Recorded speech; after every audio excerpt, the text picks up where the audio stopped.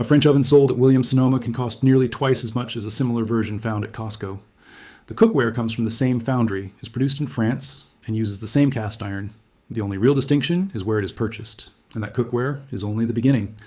Inside the warehouse are 7 kitchen products that originate from the same factories, family-owned foundries, and workshops that also supply premium brands often sold at much higher prices in upscale stores. Each of these products deserves attention.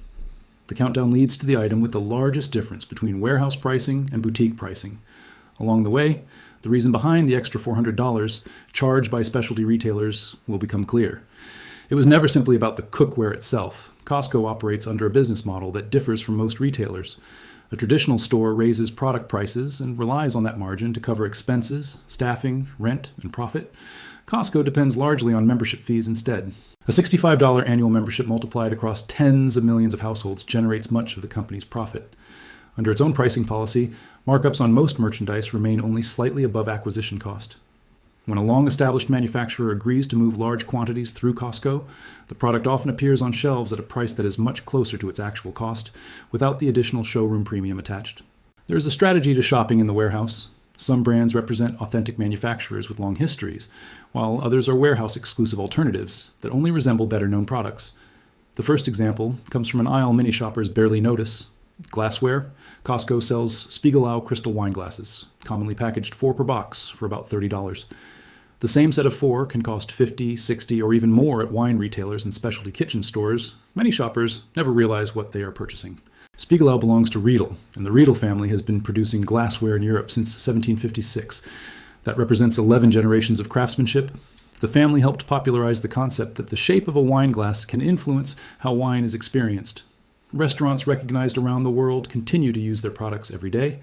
Spiegelau serves as Riedel's machine-produced line, manufactured in Bavaria, Germany, for households seeking genuine lead-free crystal without the premium price.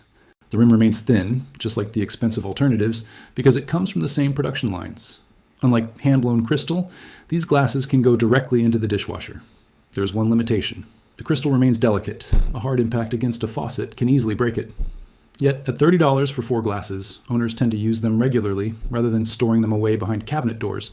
After all, enjoying quality glassware is the reason for owning it. The next product addresses a problem found in countless kitchens. It is the drawer filled with mismatched lids and containers that no longer belong together. Costco carries OXO Good Grips, Poppy container sets. A set containing 10 or 12 pieces generally sells for around $50 to $60 in the warehouse. Purchasing the same collection, 1 piece at a time from the container store, can push the total beyond $100. Many people already know OXO.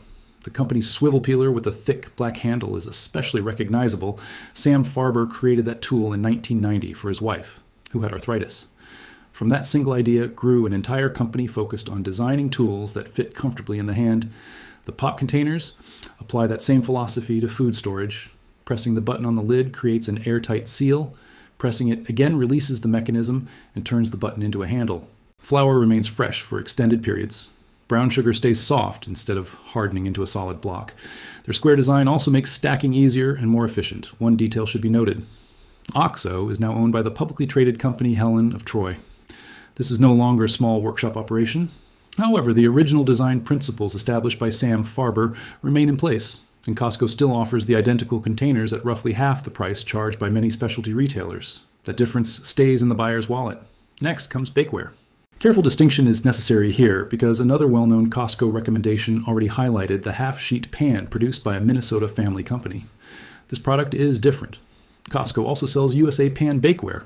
Loaf pans, muffin pans, and round cake pans are often bundled in packages of 2 or 3 pieces for approximately $25. Specialty baking stores frequently sell these same pans individually for $15 to $18 each. USA Pan is manufactured by a family-owned company located outside Pittsburgh. The business has been producing commercial bakeware since the late 1950s. The large corrugated sheet pans used behind the scenes in grocery store bakeries across America come from those very same production lines. USA Pan brings that professional-grade design into home kitchens. The material is aluminized steel. It keeps its shape and remains level under high oven temperatures, while thinner budget pans often twist and warp. Its corrugated pattern raises bread slightly above the surface, allowing air to circulate underneath. The nonstick finish is silicone-based, a gentler alternative to the slick chemical coatings that often begin flaking into baked goods after a couple of years. It is manufactured in the United States, which, for a metal baking pan in 2026, is becoming increasingly uncommon. The pan used for banana bread this weekend could easily be the same one a daughter uses to remove banana bread from the oven 30 years later. Nothing about it was designed with a limited lifespan in mind. For coffee lovers, the next item may be the most appealing product on the entire list. It requires no electricity, no electronics either. Costco sells the Bodum Chambord French press, the 8-cup version, for roughly $25. It is frequently packaged together with a pair of glasses or a travel mug. That identical press often sells for $40 to $45 in specialty kitchen stores. Bodum remains a family-owned company. Peter Bodum founded the business in Copenhagen in 1944. His family continues to operate it today, and the company is now headquartered in Switzerland. The Chambord model, recognized by its round chrome frame and glass vessel, represents the classic French press design. Decades have passed with very few changes because the original concept already worked. Its appeal is straightforward. Every component that commonly fails on a $400 espresso machine is absent. There is no circuit board, no heating element, no pump, no app. Instead, there's a glass container, a metal structure, and a plunger fitted with a screen. Water is heated on the stove and poured into the press. That is the complete process from beginning to end. The beaker is made from borosilicate glass, a proper heat-resistant material related to the old Pyrex many grandmothers once used. If the glass eventually cracks, a replacement beaker costs only a few dollars. Meanwhile, the metal frame can continue serving for decades. Compare that to replacing a boiler in an espresso machine. Next comes an item many people hardly consider a significant purchase: a pepper grinder. Costco periodically offers a Peugeot pepper mill, sometimes packaged as a salt and pepper set, for around $40. The same Peugeot grinder often sells for $60 or $70 in cookware boutiques, with some gift shops asking even more. And yes, it is that Peugeot. Long before the family became known for automobiles, they operated as steelworks producing saw blades and coffee mills. They have manufactured grinders since 1840. Pepper mills followed in 1874. Inside every Peugeot mill is a case-hardened steel mechanism engineered to crack peppercorns before grinding them. The company backs that mechanism with a lifetime guarantee. Consider that for a moment. A $40 tool carries lifetime coverage on the one component responsible for the actual work. That stands in sharp contrast to inexpensive plastic grinders. Their small teeth gradually wear down until they no longer grind effectively and simply spin peppercorns around. A Peugeot is generally purchased once and kept for generations. One neighbor owned a wooden mill that was likely a Peugeot. It continued producing a clean grind long after nearly everything else in that kitchen had been replaced more than once. If the warehouse happens to be sold out, patience helps. The product appears and disappears with seasonal inventory cycles, much like the quality Dutch ovens. The simplest looking item in the warehouse may actually be the smartest purchase of all: a cutting board. Costco carries John Boos boards, including the thick, hard maple versions. Depending on size, they typically sell for about $100 in the warehouse. The same Boos block at Williams-Sonoma or specialty kitchen stores often costs $180, $200 or more for the larger end grain models. John Boos has produced these boards in Effingham, Illinois since 1887. Not the 1980s, 1887. A blacksmith in that town originally built chopping blocks for local butcher shops and meat markets. Today, the company remains in the same Illinois community and continues manufacturing those boards. There's a strong chance that the restaurant kitchen where you recently ate prepares food on a Boos board right now. These boards are made from hard rock maple, bonded and compressed into thick blocks designed to endure for decades. Wood remains one of the gentlest surfaces for preserving a knife's edge. It is kinder than glass and kinder than plastic. Research from UC Davis identifies wooden cutting boards as the safer option regarding bacteria because the wood draws microbes into its fibers, where they eventually die, rather than leaving them exposed inside grooves cut by knives. A small amount of mineral oil applied several times each year is all that is required. With that basic care, the board can easily outlast the kitchen where it was first installed. A plastic cutting board eventually becomes covered in grooves. Every slice leaves another mark behind. In time, it gets discarded. A Boos block follows a different path. Once worn, it can be sanded smooth and put right back into service. At Costco, the price is often close to half of what specialty retailers charge for the exact same board. Then comes the largest price difference on this entire list: Staub enameled cast iron. Costco occasionally offers the Staub Cocotte, the round French oven in the 4-quart size, for about $150 when it appears on the warehouse floor. The identical Staub, sold at Williams-Sonoma, department stores, and cookware boutiques, commonly reaches $300 or more. Another French enameled cookware brand appeared earlier, but Staub belongs in the same conversation. It comes from the same region of France. Francis Staub established the company in 1974 in Turkheim, Alsace. The cookware continues to be cast and enameled in France today. The brand now operates under Zwilling, the historic German knife company controlled by a private family group rather than a publicly traded corporation. The interior uses matte black enamel rather than a cream-colored finish.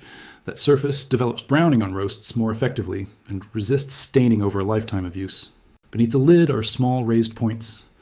As steam rises during cooking, moisture gathers and falls back onto the food. A stew can effectively baste itself for 3 hours while other tasks are being done. The cookware moves easily from stovetop to oven and then directly onto the dining table. Years pass, then more years. It continues performing the same job through one lifetime and beyond. The construction is simple, iron covered with a baked-on layer of glass. There are almost no moving components, only the lid itself. The enamel coating is not merely part of the product. It defines the product.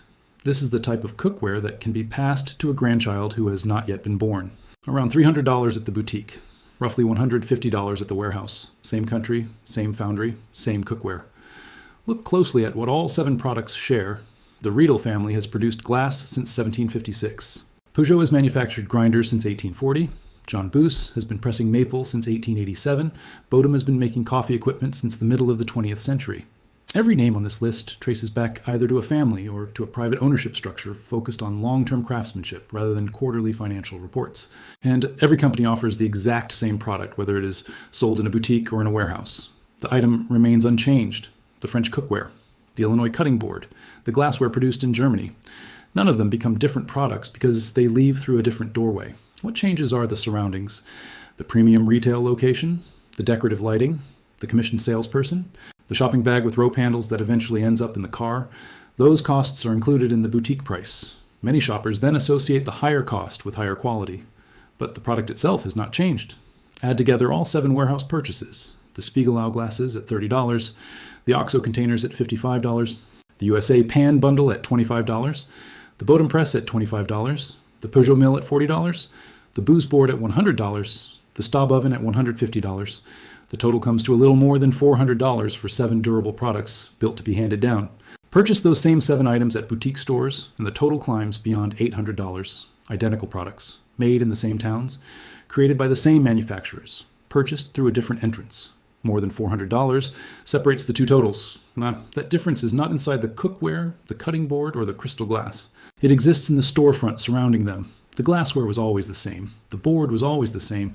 The cookware was always the same. The additional money simply covers the costs attached to the building where it was sold. On a future Costco visit, walk the aisles with that idea in mind. Start with the wine glass section and look for Spiegelau. Continue to the OXO containers and the USA pan displays. Check the coffee area for Bodum. Look along the gadget wall for Peugeot. Find the large maple boards made by John Boos. And if a Staub appears in its wood grain box with the Made in France marking underneath, that may be the item worth taking to the register first. You may not find all 7 products during a single visit. Warehouse inventory rotates constantly, and that is part of the experience. But every item on this list comes from a company with a history stretching longer than most people have been alive. They sit on warehouse shelves at a fraction of the price often found elsewhere. Years ago, people visited separate hardware stores, butcher shops, and glass merchants. They purchased a well-made product once and kept it for 50 years. In many ways, the warehouse aisle remains one of the closest modern examples of that approach. The manufacturers are still there. Their products are still there. They simply wait on steel shelves between paper towels and rotisserie chickens for someone to recognize the name. If you enjoyed this story, share it with someone who appreciates products built to last. Follow for more deep dives into quality goods, long-standing manufacturers, and the hidden value behind everyday purchases. Please leave your thoughts about this content in the comments below. Thanks for watching. See you in the next one.